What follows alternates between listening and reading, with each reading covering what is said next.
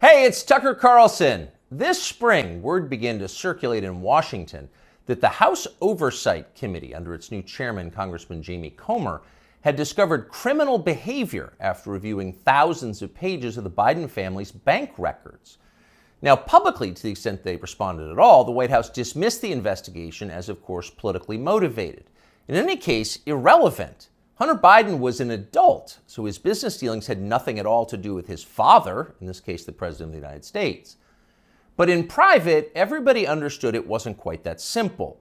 There has long been overwhelming evidence that Joe and Hunter Biden's financial lives are not separate at all, but deeply intertwined. On Hunter Biden's laptop, there's a suggestion that the two of them even at one point shared a bank account. And of course, Hunter Biden wrote himself that he kicked back cash from his foreign business deals to his father. He wrote that bitterly. So the Oversight Committee's investigation was potentially a disaster for the White House, a scandal, possibly even the prelude to criminal charges. So in order to get ahead of all of that, Joe Biden's handlers did the one thing they could do. They set up an MSNBC interview to preemptively whitewash whatever Jamie Comer might find. Here's the results of that. This aired on May 5th. Sir, there is something personal that's affecting you. Your son, while there's no ties to you, could be charged by your Department of Justice. How will that impact your presidency? First of all, my son's done nothing wrong. I trust him. I have faith in him. And it impacts my presidency by making me feel proud of him. Okay, time for the master class for free. You can audit it. Here it goes. Sir, showing appropriate respect, says the shill, there is something personal that's affecting you. Note the wording. Personal, not of public concern, nothing law enforcement might be interested in, but personal, a sad family tragedy. That's the framing. And then this, a sentence choreographed to the letter. Your son, while there's no ties to you, could be charged by your Department of Justice. Got that? Well, there's no tie to you. So the answer is, in fact, in the question. Whatever Hunter Biden goes down for, and we know he is going to be charged because MSNBC said so, but when that happens, that's Hunter's problem. It's got nothing to do with Joe Biden. Rest easy, America. 5 days later, the Oversight Committee released its findings, and they were, in fact, devastating. Quote, bank records show the Biden family, their business associates, and their companies, their many companies, received over $10 million from foreign nationals and their related companies, the committee wrote. Investigators had, quote, identified payments to Biden family members from foreign companies while Joe Biden served as vice president and after he left public office. So actually there was something there. It was a scandal. Racketeering, money laundering, wire fraud, those are some of the crimes the Bidens seem to have committed. In addition, of course, to selling out the United States for cash. So what would happen to them? Well, Donald Trump had an idea, quote, they'll hit Hunter with something small to make their strike on me look fair. Trump wrote that about 2 weeks ago, and it turned out those were prescient words. This morning, Hunter Biden pleaded guilty to pretty much nothing. Biden pled to 2 misdemeanor tax evasion charges, then entered a diversion on a federal gun charge. That's it. As far as Merrick Garland's Justice Department is concerned, Hunter Biden is done. There was no pre-dawn raid carried live simultaneously on CNN. There was no perp walk, no handcuffs, no press conference. Above all, there was no felony. Hunter Biden, who broke federal gun laws, can still carry a gun. It's like it all never happened. In fact, the Justice Department just baptized Hunter Biden, a lifetime of sins washed away in an instant. It was a secular miracle. Most miraculous of all, Hunter Biden somehow escaped a FARA charge. FARA is the Foreign Agent Registration Act, and it is exactly what its name suggests. Under federal law, if you are acting as an agent of a foreign nation in Washington, you are required to register with our government to let everybody know. Well, for decades, pretty much nobody in Washington did register under FARA, and precisely no one was ever prosecuted for it. No one. But starting several years ago, the Justice Department began sending people to prison on FARA violations. The official explanation was, we're cracking down on foreign influence in Washington. And of course, privately, everyone in Washington laughed. They knew that was absurd. In fact, it's the opposite of the truth. Foreign powers have never had more power in Washington. Their agents are everywhere, in every federal agency and throughout business. down to and including in executive positions at various social media companies. The Biden administration knows all of this, and it's not a problem. In fact, it's their policy. From the administration's perspective, the concerns and the demands of, say, the Chinese government, or particularly the Ukrainian government, are far more important than the needs of American voters. We're cracking down on foreign influence. Please. The point, the only point of enforcing FARA, after decades of ignoring it, is to harass and imprison high-profile political opponents. Trump donor Elliot Broidy pled to a FARA violation a few years ago. So did Trump campaign manager, famously Paul Manafort. He went to prison. Last year, the DOJ went after Trump confidant Steve Wynn under FARA. But in the end, the Biden administration overreached so comically that the whole thing was thrown out by a judge. But they tried. So as long as they're trying, if it was a fair system, Hunter Biden would be first on the list of those next to be charged with a FARA violation. In fact, many of them. Hunter Biden was a foreign agent. He never registered as one.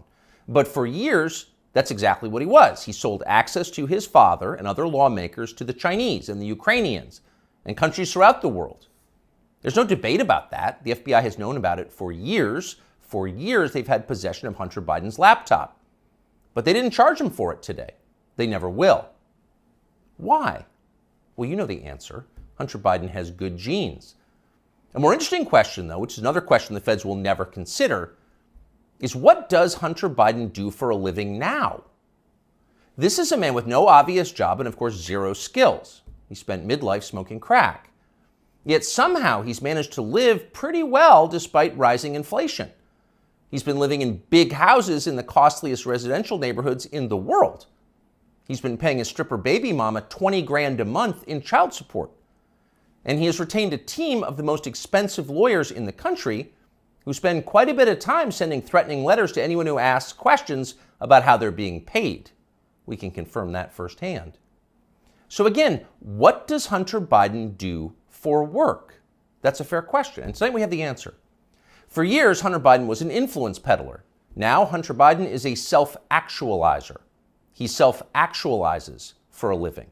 He gets in touch with himself, his feelings, and he follows his muse. Here he is explaining his new vocation in a 2019 ABC News interview. This is new. It's your studio. Yeah. But now he's opening the doors to a place never captured by a paparazzi's lens, his refuge, an art studio where he finds solace in painting. What's the goal eventually? No goal. That's the perfect part about it. It's just, it literally keeps me sane. His refuge, far from the paparazzi's lens. In other words, we're not the paparazzi, we're ABC News. What's the goal of this? Your refuge. There's no goal, he says, grinning with those fake teeth. It just keeps me sane. But actually, there was a goal. And if you didn't know what a virtuous person Hunter Biden was, you might think it looked a lot like money laundering. 2 years after that interview, Hunter Biden was selling prints of his art. And to be clear, just the prints, not the, quote, art itself, but effectively photocopies of it for $75,000 a pop. Apparently, Hunter Biden moved 5 of these repros in just days. That's $375,000 in less than a week for signing copies of your fake art. As for the paintings themselves, childish self-indulgent blots, those sold for $500,000 apiece. So the question is, who bought them and why? It'd be interesting to know. There's a story there for sure, but of course we have no right to know. There's no public policy implication. It's not like Hunter Biden's finances have anything to do with his father's finances. Meanwhile, once his father did become president, corporate publisher Simon & Schuster lined up as well to pay Hunter Biden's bills. According to news reports, Simon & Schuster gave Hunter Biden millions of dollars for his highly selective account of his wholly unaccomplished life. And then the publisher lined up brainless celebrity endorsers like Dave Eggers and Stephen King to promote it.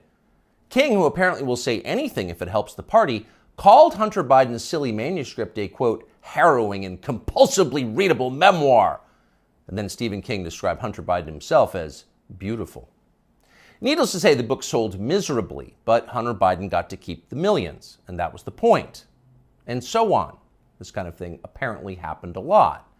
Again, there seems to be a story here, and we think it's probably worth learning a lot more about it and bringing it to you. In the coming weeks, we will. In the meantime, though, the question is, what can we learn from Hunter Biden's plea deal today? First off, the obvious. For the children of the people in charge, there are no penalties. There are only upsides. They're princelings. They can do what they want. You are not. Therefore, you can't. So don't get any ideas about cheating on your taxes or violating federal gun laws unless you want to celebrate next year's Father's Day through the glass in the visitor's room. The rules definitely apply to you, including rules you don't yet know exist. But there is also a deeper lesson here, a more disturbing one. What we're watching through Hunter Biden's life and through the Biden administration, now entering its third year, is the total inversion of virtue. What was once considered admirable is now derided as stupid, if not racist. That would include achievement, intelligence, honesty, self-control, humility. Those are features of the old America. Those were yesterday's virtues. They are gone. In their place, all that we once considered contemptible and repulsive, we're told to worship that now. Here's a small example, but we think a revealing one. In addition to his many other sins, Joe Biden has hired what has to be the single dumbest, nastiest, most dishonest, most ridiculous person he could possibly find for the very public position of White House press secretary. There's a point to it, of course. It was a humiliation exercise. It was designed to degrade the country and dispirit the rest of us. That's the White House press secretary? Shut up! But here's the thing. The White House press secretary herself has no idea why she's in the job. She thinks she's amazing. Here she is in a clip we just saw. A year in this role, there's been a couple of things that has made me incredibly proud. Many things that made me incredibly proud to be at that podium during this historic moment. Again, this is a historic administration. I'm a historic figure, and I certainly walk in history every day. I'm a historic figure? Imagine saying that. I'm a historic figure, but she does. And she says it in a burst of sincere self-congratulation, marked by her signature bad grammar. Illiterate, but proud. Of course she's proud. Karine Jean-Pierre is now a historic figure, just like Hunter Biden is now an important artist. It makes you feel stupid for going to work.